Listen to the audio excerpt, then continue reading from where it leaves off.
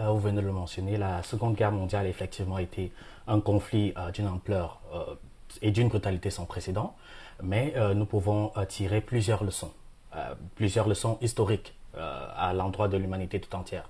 Déjà d'abord, la Seconde Guerre mondiale nous instruit sur les dangers idéologiques extrêmes. Parce que vous savez, durant la guerre mondiale, nous avons aussi vu un nationalisme exacerbé. Nous avons tous entendu parler de la montée du fascisme, du nazisme ou alors même de l'impérialisme militariste.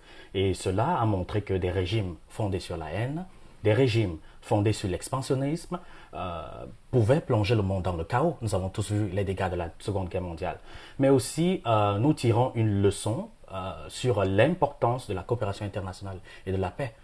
Immédiatement après la Seconde Guerre mondiale, nous avons vu la naissance de l'Organisation des Nations Unies après la guerre, qui a marqué une volonté d'instaurer un système multilatéral basé sur le dialogue pour prévenir une troisième guerre. Voilà.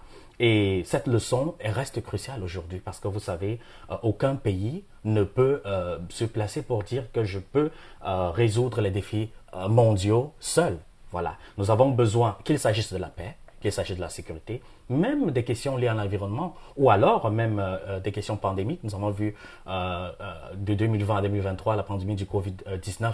Il a fallu tout le monde entier, il a fallu plusieurs pays, il a fallu la coopération, le dialogue de plusieurs pays pour essayer de quadriller la pandémie. Mais aussi, je pense que d'un point de vue de la mémoire historique et de la lutte, de la négociation des crimes, parce que nous avons les horreurs de Shoah, nous avons les massacres de Nankin, même je dirais aussi le colonialisme en Afrique, et tout ça, je pense que ça doit être enseigné, pour éviter que ça récidive, parce que c'est très important.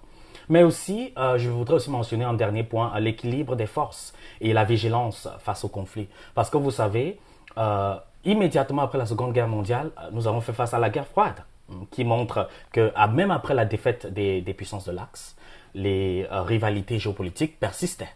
Donc, je pense qu'aujourd'hui, nous faisons encore face à des tensions internationales et le monde doit éviter une course à l'armement pour privilégier le dialogue.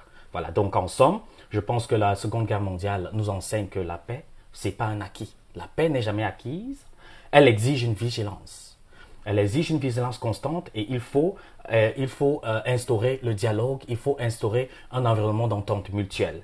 Et je suis très ravi de voir que la Chine a fait une très grande contribution dans ce sens, et aussi les pays du Sud global, et aussi même les pays occidentaux. C'est tout le conglomérat ensemble qui pourra essayer de préserver ces valeurs pour les générations futures.